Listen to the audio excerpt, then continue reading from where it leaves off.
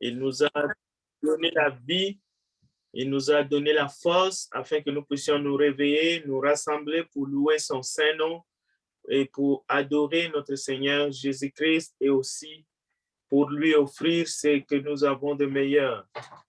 Nous bénissons nos amis qui nous suivent en ligne et ceux qui nous suivront plus tard.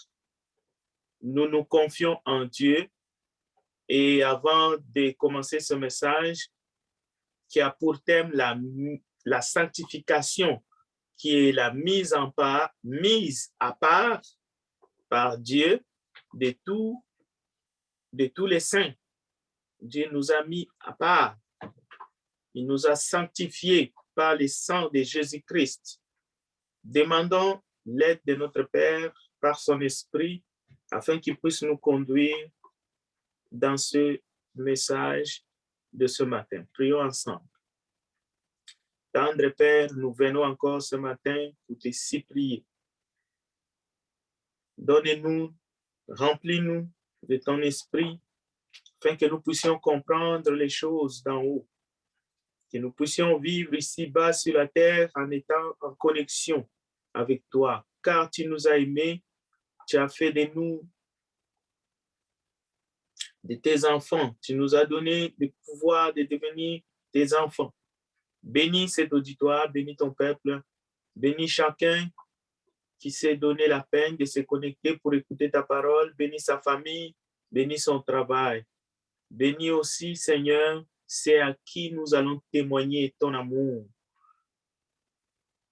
afin qu'eux aussi puissent nous rejoindre dans cette grande famille de Dieu, avec la même espérance que nous puissions vivre pour toi et hériter la vie éternelle. Gloire et louange à toi, Père. Merci pour ta présence, merci pour la présence de tes anges, merci pour ta parole bénie. C'est au nom de Jésus-Christ que nous avons ainsi prié. Amen. Nous allons compléter la lecture de ce matin dans l'Épître aux Corinthiens, chapitre 6, le verset 2 à 3. Après la première lecture qui a été faite dans 1 Corinthiens, chapitre 5, verset 6, 1 Corinthiens, chapitre 5, verset 6 à 13,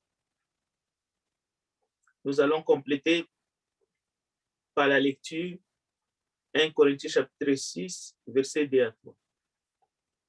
Ne savez-vous pas que les saints jugeront le monde? Et si c'est par vous que le monde est jugé, êtes-vous indigne de rendre le moindre jugement? Ne savez-vous pas que nous jugerons les anges? Et nous ne jugerons pas à plus forte raison les choses de cette vie?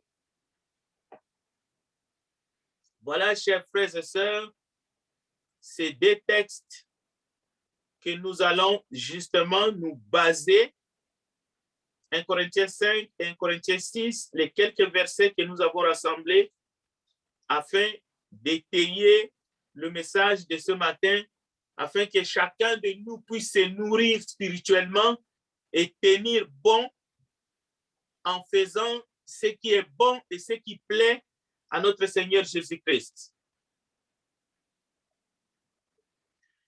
Nous ne cherchons pas à porter un jugement de valeur sur qui que ce soit.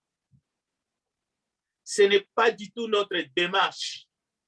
Mais l'Église du Seigneur, tant qu'elle sera ici-bas sur la terre, c'est une voie de la raison.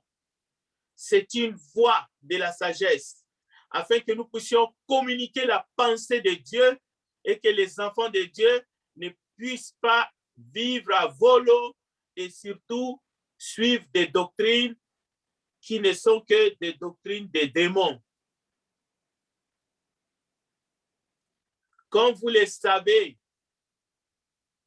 dans plusieurs constitutions du monde, le droit de manifester notre mécontentement, notre désaccord pacifiquement est inscrit dans les constitutions dans plusieurs pays qui ont adopté les régimes démocratique comme gouvernance. Mais attention, comme chrétiens, nous avons la parole de Dieu qui est notre lumière, qui est notre boussole, qui nous guide et qui nous aide à vivre de manière à plaire à Dieu et d'annoncer la doctrine de notre Seigneur et Sauveur Jésus-Christ, comme nous l'avons fait déjà les dimanches passés. Et les textes de ce matin nous enseignent que nous devons vivre prudemment étant dans ce monde. Nous sommes des hommes avertis. Nous sommes des hommes sensés. Mais il est important de ne pas sympathiser avec le mal. Il est important de ne pas soutenir la diversion, les troubles. Nous avons des exhortations qui sont dans la parole de Dieu, comme nous avons entendu ce matin, qui ne sont pas exclusives seulement à ceux qui fréquentent les églises. Ce sont des exhortations qui sont à la portée de tout un chacun.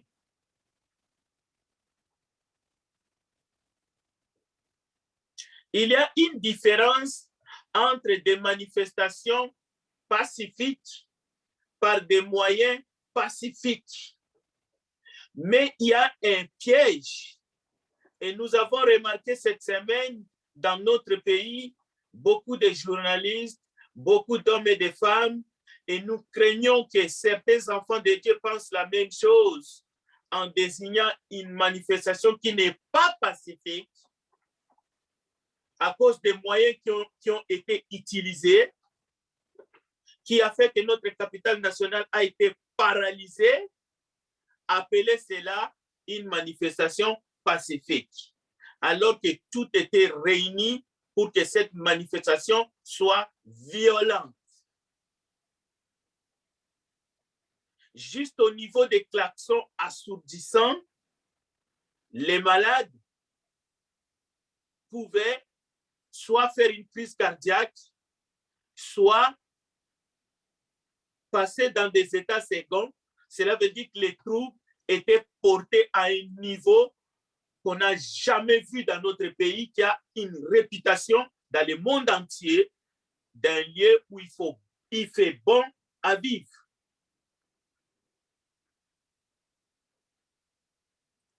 Donc, nous voulons dire de manière claire comment pouvait-on imaginer, comment peut-on dire, comment peut-on soutenir financièrement, moralement ou même en pensée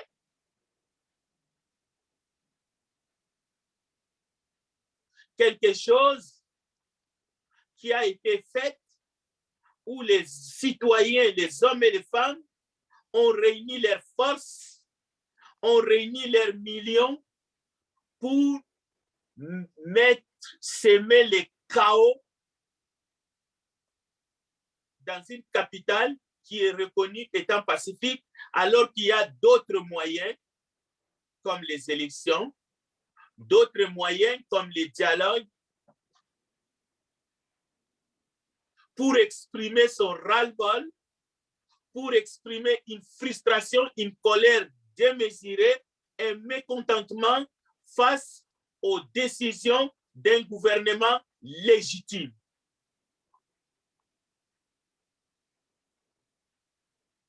Imaginons un instant que l'armée nationale d'un pays quelconque, ou même de notre pays, pour réclamer ses droits, une augmentation de son solde ou des salaires, utilise ces engins, ces gros véhicules de travail ou même ces avions de chasse pour occuper l'espace aérien ou bien pour occuper les routes, quelle aurait été la réaction du peuple qui aurait voulu vaquer à son travail régulièrement comme nous le faisons? Serions-nous d'accord? Aurions-nous applaudi? Qu'auriez-vous fait si tous les cultivateurs, pour protester contre la politique du gouvernement, sortaient tous les tracteurs et occupaient les routes dans toute la province ou dans notre métropole Montréal? Quelle serait la réaction de ceux-là qui travaillent au centre-ville, de menuisiers ou des autres employés? Quelle serait votre réaction? Un parent, parce qu'il est mécontent et qu'il va au pont Jacques-Cartier pour protester contre une décision de la Cour, et lorsque cela crée des embouteillages, nous savons les réactions des gens parce que nous les suivons à la radio. Cette personne-là, on est prêt même à les jeter dans le fleuve Saint-Laurent, alors que c'est une personne qui souffre parce qu'il n'est pas d'accord. Voici un peu la manière fantaisiste de réfléchir de certaines personnes lorsque le trouble à l'ordre public est installé et nous nous disons que nous sommes là pour la vérité, nous sommes incapables de dire que cette manière de faire, le moyen qu'on utilise pour protester est tout simplement inapproprié.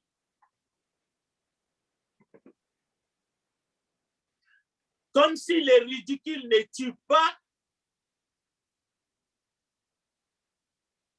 on pouvait lire des insanités, des insultes contre ceux qui sont élevés en dignité et qui nous gouvernent. Quelle différence avec la révolution des années 1800, même si ce n'était pas comparable, mais quand même, c'est de la rébellion ce que nous avons vécu ces derniers temps. Et les chrétiens doivent être avertis pour se désolidariser justement de ce type d'agissement, parce que le message de la parole de Dieu, c'est que Dieu nous a mis à part et nous devons justement comprendre le message de la sanctification définitivement. Souvent, on nous demande, est-ce qu'un chrétien peut participer dans des manifestations? Mais quel type de manifestation? Était-elle une manifestation pacifique? Et même si elle aurait été pacifique, est-ce que l'Église peut-elle soutenir et participer dans des manifestations contre le gouvernement pour défendre des droits ou des acquis sociaux? La parole de Dieu nous invite à une réflexion beaucoup plus approfondie parce que les temps sont mauvais. Le message que le Seigneur nous envoie ce matin, c'est le message de la sanctification. La mise à part des Corinthiens chapitre 6. Il y a des situations, celles Dieu est capable. Dieu est capable de nous sanctifier. Dieu est capable de mettre à part son peuple, le peuple de l'Église. Le sang du Christ, notre Seigneur, est capable de nous purifier. Et ce sang est efficace pour nous purifier de tout péché. Nous pouvons pécher justement dans nos pensées. Lorsque nous soutenons les désordres et les troubles, et nous avons besoin d'être sanctifiés, nous devons suivre les principes de Christ jusqu'au bout, jusqu'au sacrifice suprême. Nous voulons dénoncer simplement le mensonge subtil du diable qui consiste à faire croire aux gens du monde que c'est impossible, c'est frustrant. Nous sommes arrivés au bout. Il n'y a plus rien à faire. Nous devons passer à la rébellion. Ce mensonge qui a amené les gens dans une révolution qui ne date pas de... C'est plus proche de nous. Où on a vu, on peut les lire dans l'histoire, il y a eu de décapitation. Ça commence comme ça.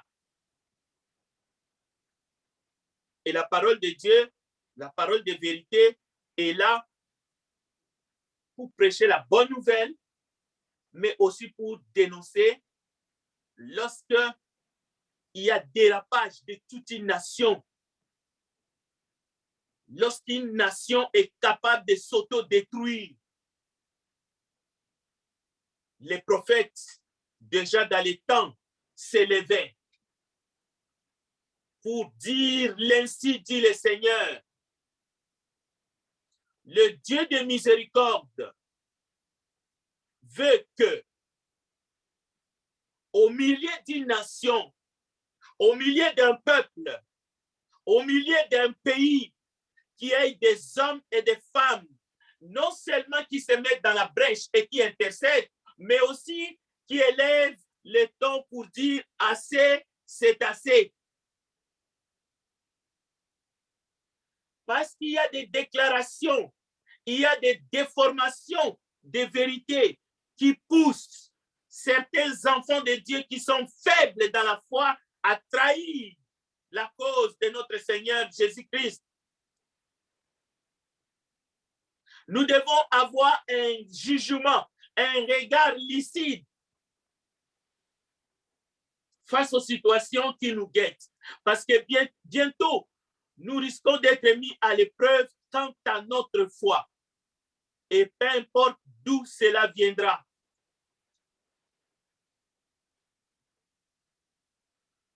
Lorsque Goliath s'est avancé vers le jeune David en voulant lui arracher sa tête, le jeune David a couru vers lui. Mais ce n'était pas pour lui faire un câlin.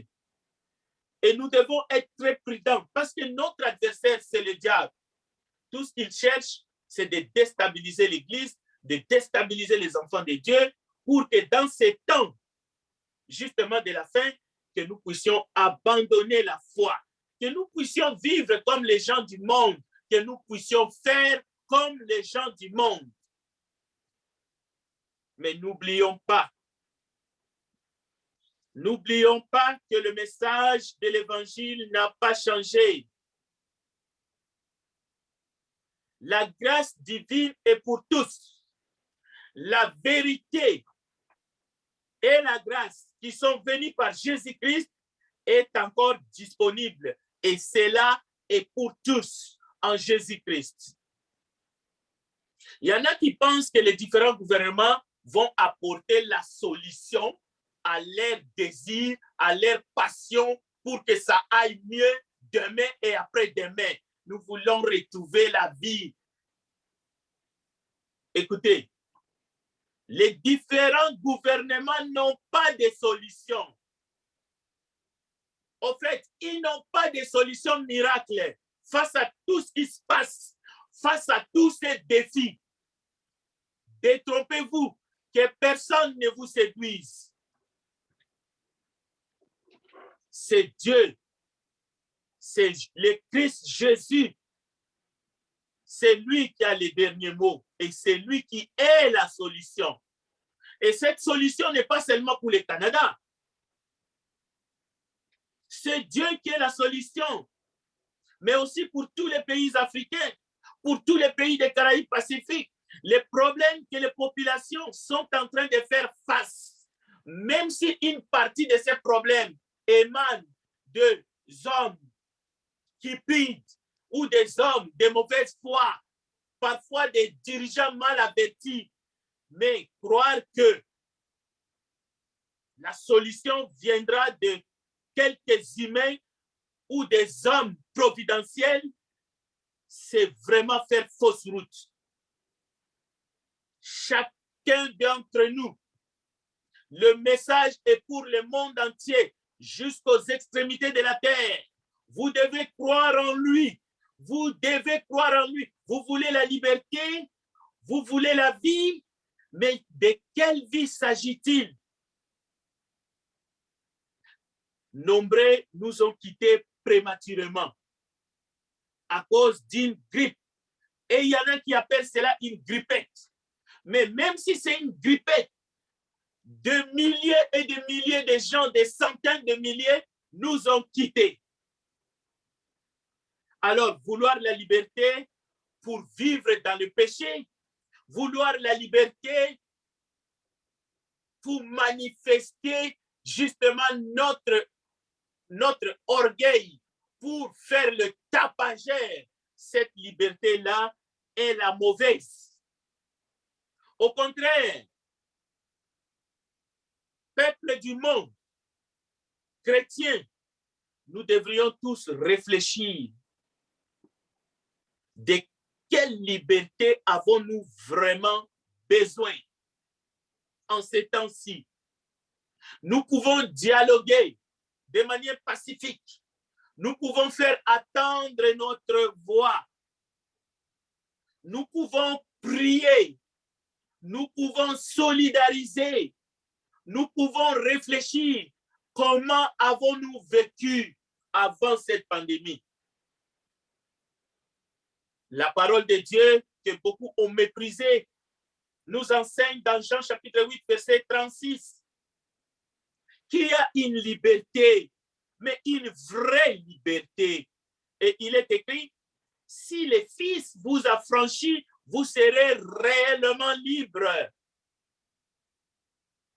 Est-ce de cette liberté? Est-ce que c'est pour cela que vous vous battez? Ou bien vous vous battez pour aller vous asseoir 2 heures, 3 heures dans une salle de cinéma? Vous vous battez pour quel type de liberté? Pour aller vivre dans l'impudicité? Pour aller vivre pour aller commettre l'adultère?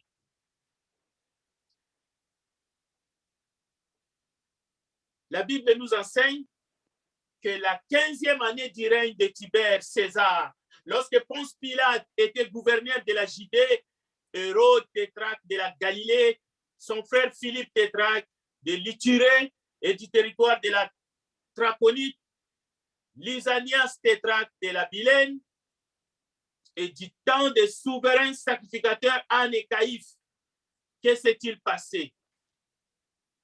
La parole de Dieu fut adressée à Jean, fils de Zacharie, dans le désert. Et il alla dans tous les pays des environs du Jourdain, prêchant le baptême de repentance pour la rémission des péchés. Quelle était la réaction des gens, déjà de son époque? Selon qu'il est écrit dans les livres des paroles d'Ésaïe le prophète, c'est la voix de celui qui crie dans les déserts. Préparez les chemins du Seigneur, aplanissez ses sentiers. Toute vallée comblée, toute montagne, toute colline seront abaissées. Ce qui est tortueux sera redressé et le chemin raboté seront aplanis. Si cette génération que nous sommes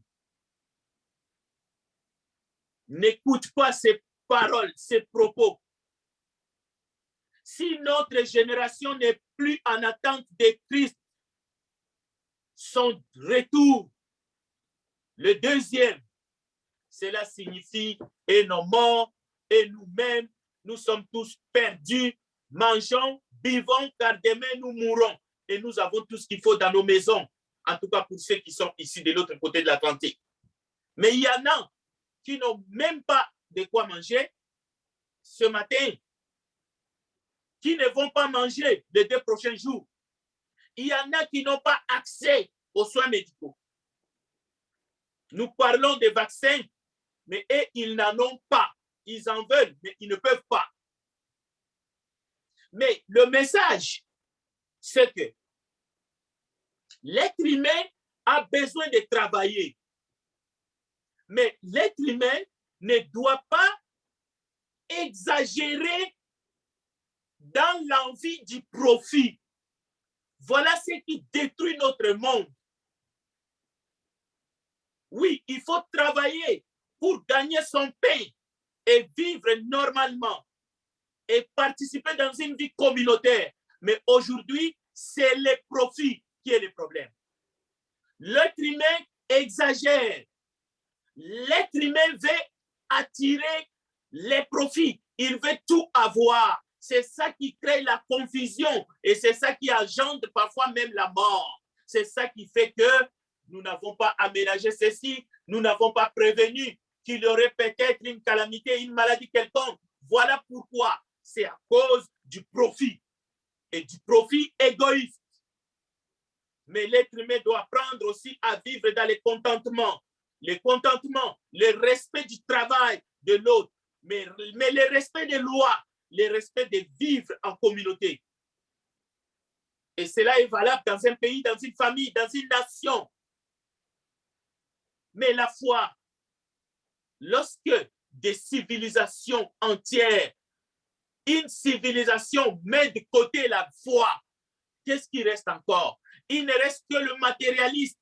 Voilà ce qui arrive lorsque le matériel est devenu le leitmotiv.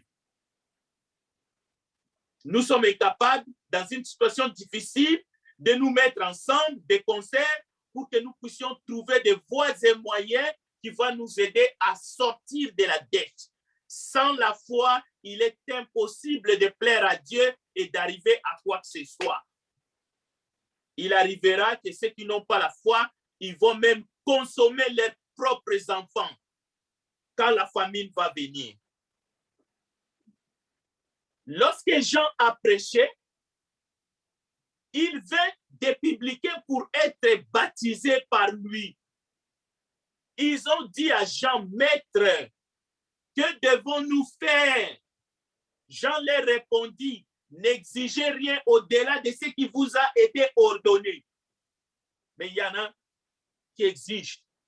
Il y en a qui volent aujourd'hui et qui manifestent. Le verset 14. Des soldats aussi lui demandèrent, et nous, que devons-nous faire? Il leur répondit, ne commettez ni extorsion ni fraude envers personne et contentez-vous de votre solde. Comme le peuple était dans l'attente et que tous se demandaient en eux-mêmes si Jean n'était pas le Christ, il leur dit à tous, moi, je vous baptise d'eau.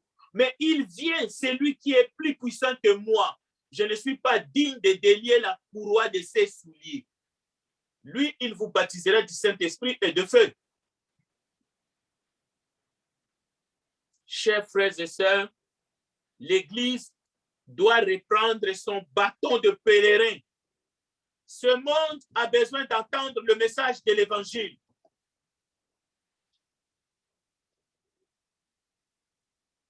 Les membres de l'Église doivent se rappeler que la mission de l'Église ici-bas, c'est de prêcher la bonne nouvelle. Et non pas essayer de défendre ceci ou cela, de prendre position.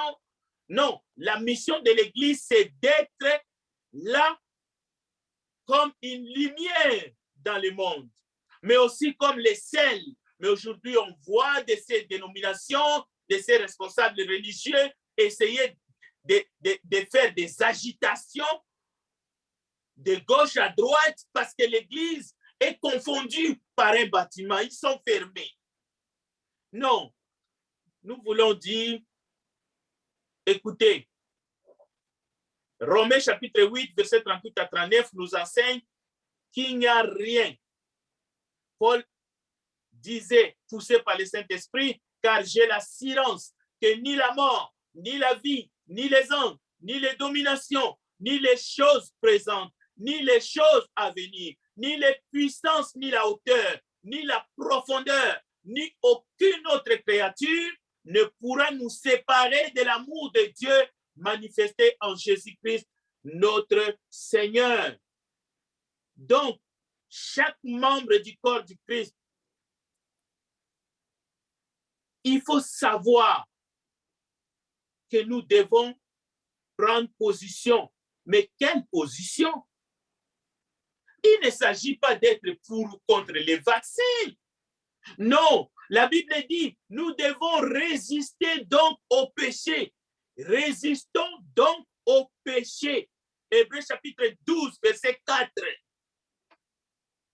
La parole de Dieu déclare, rejetons l'impudicité, l'adultère, la colère, la mondanité, toute forme de séduction, les convoitises, les excès des tables, les calomnies, le mensonge, le vol, toutes les tentations, la corruption et l'amour de l'argent. Vous n'avez pas encore résisté jusqu'au sang en luttant contre le péché. Nous n'avons pas à lutter contre le sang, mais notre combat, Éphésiens chapitre 6, c'est contre les principautés, contre les esprits dans les lieux célestes. Donc, nous ne devrions pas justement nous tromper d'adversaire, mais nous devons continuer à dire la vérité, à prêcher la vérité, à prôner la paix et non la rébellion et non la guerre. Nous devons être là comme des exemples dans ce monde. La Bible dit, veillez et priez afin que vous ne tombiez pas à tentation. Car l'esprit est bien disposé, mais la chair est faible.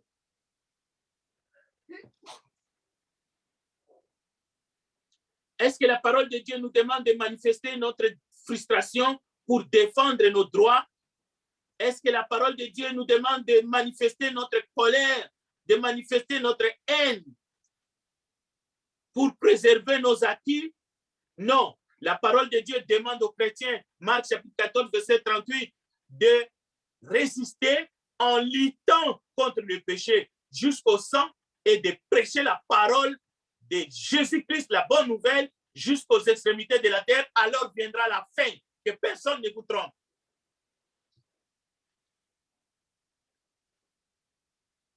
En conclusion, quel doit être le comportement du chrétien dans ce monde, surtout dans ces temps que nous sommes? La Bible nous enseigne, et nous le savons fort bien, n'aimez pas le monde ni les choses qui sont dans le monde. Bien que la mission de prêcher la bonne nouvelle de Jésus-Christ est confiée aux disciples jusqu'aux extrémités de la terre. Mais très souvent, si nous examinons de manière juste les causes de frustration, et on peut même parler des causes de dépression, parce qu'il y en a qui sont atteints sur le plan mental. Si nous examinons très bien les causes, c'est des revendications de ceci et cela, ça fait longtemps, nous avons été confinés, des choses. Oui, tout ça est vrai, mais il faut bien examiner les choses. Il faut évaluer, il faut évaluer, mais il ne faut pas susciter de troubles ni de rébellions. Non, la Bible, parole de Dieu, n'enseigne pas cela.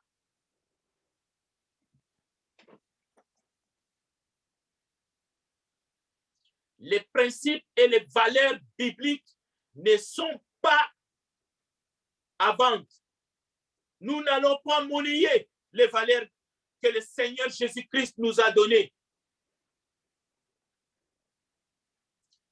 Nous devons vérifier, nous devons examiner chaque chose, retenir ce qui est bon, rejeter ce qui peut amener que le nom de notre Seigneur, le nom de notre Sauveur soit blasphémé.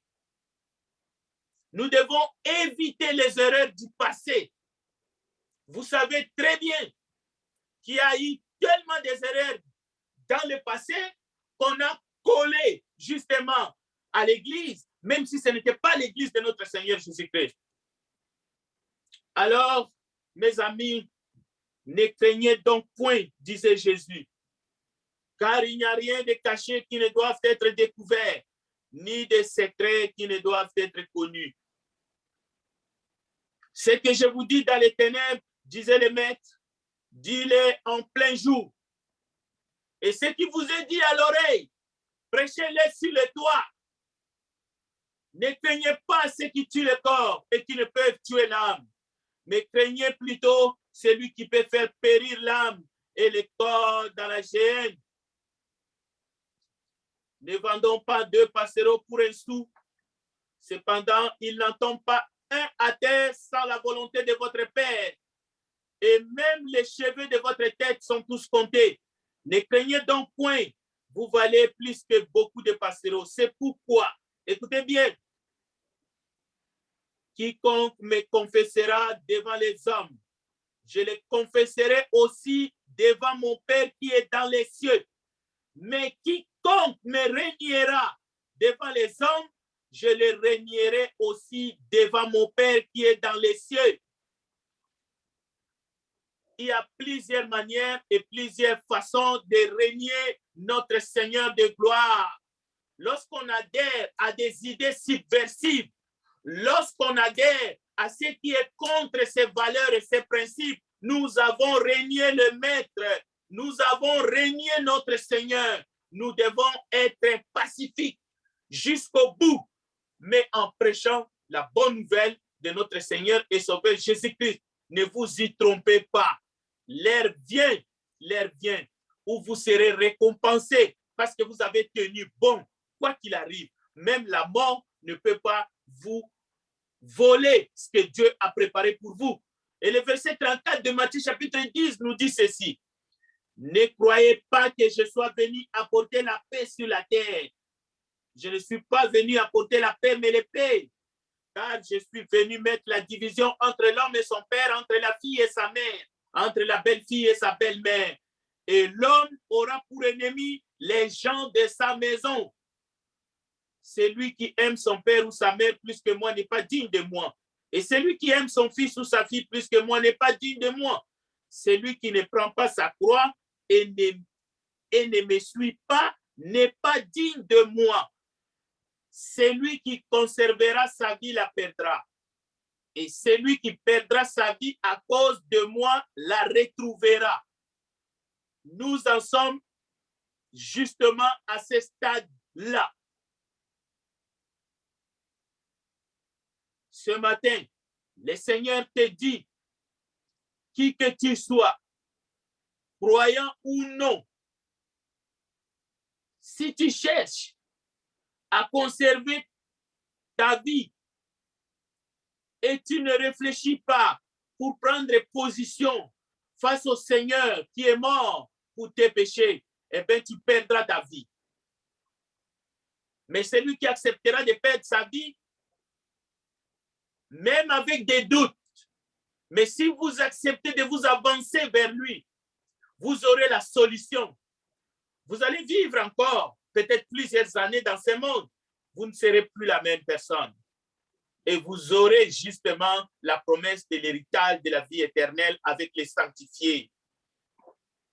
Il faut discerner les temps que nous sommes. Que chacun s'examine et accepte la grâce de Dieu qui nous est donnée par Jésus-Christ. Que Dieu bénisse sa parole. Je remets la parole à notre frère Jérémie.